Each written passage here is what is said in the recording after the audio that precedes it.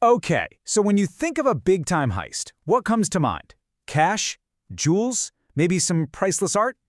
Well, what if I told you that one of the hottest targets for organized crime today is buzzing, has 6 legs, and lives in a wooden box? Welcome to the surprisingly high-stakes world of large-scale honeybee theft. So let me ask you, what do you think is the most valuable, unguarded thing on a modern farm? It's not the tractor.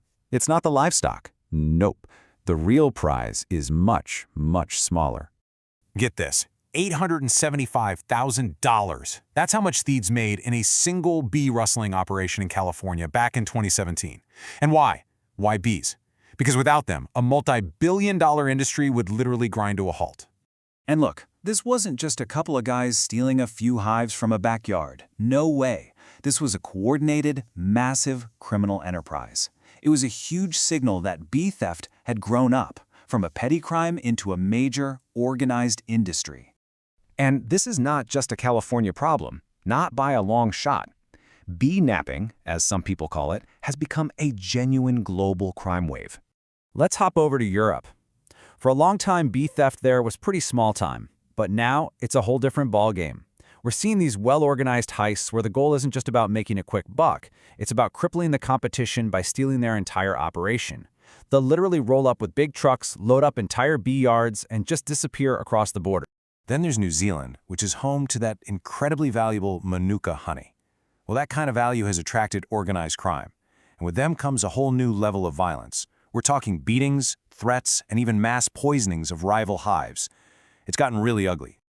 Just to put that into perspective for you, at its peak, authorities in New Zealand estimated there were about 400 criminal incidents involving bees in just one 6-month period. Think about that. That's more than 2 incidents every single day. All right, let's shift back to the United States, where the problem has a totally different driver. The gigantic almond industry in California. I mean, it's so big that every year millions of bee colonies have to be trucked in just for pollination. And that creates this frantic, incredibly profitable market for bees, both the legitimate ones and the stolen ones. The money here is just staggering. A beekeeper can rent out a single hive for around $200 for that short pollination season. Now multiply that by the 2 million colonies needed for California's almond crop, and well, you can see why the math becomes so tempting for criminals. So with all that cash on the line, you're probably asking, why aren't these hives better protected? The truth is, bees are a uniquely difficult asset to secure. This slide just lays out the problem perfectly. I mean, a bank has vaults, walls, security guards. A bee yard, it's often just a collection of wooden boxes sitting out in a remote, open field, totally exposed. The very thing that makes beekeeping work is what makes it so vulnerable. Bees have to be able to move around. The equipment has to be portable. The bee yards are often on someone else's property, and maybe the biggest problem of all, it's pretty much impossible to prove that a specific bee is yours. It is a thief's paradise and a beekeeper's absolute nightmare. But beekeepers are not taking this lying down, not at all. They're fighting back against these rustlers with some clever and often surprisingly simple strategies. The first line of defense really comes from this old saying. In the world of beekeeping, secrecy is security.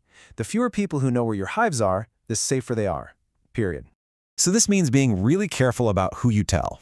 It means vetting your employees, because a lot of these thefts are inside jobs. And it means simple concealment, placing hives away from roads, maybe behind a line of trees, and even painting them dull, camouflaging colors can make a huge difference. Beyond just hiding them, there are physical deterrents. Simple gates and fences can stop a crime of opportunity. Some beekeepers will cable their hives together or lock them to heavy pallets, making them way too awkward to move quickly. And I absolutely love this solution from Germany, making your own equipment, so the stolen frames are completely useless to thieves because they just won't fit in standard boxes. So clever. Of course, we live in a high-tech world, so let's look at how technology is starting to enter the fight, even though it comes with its own set of challenges. Okay, here are 3 examples. You have devices like Be Aware, which is basically a smart scale that sends an alert if the hive's weight suddenly changes. The catch? It's not concealed, so it's easy to spot.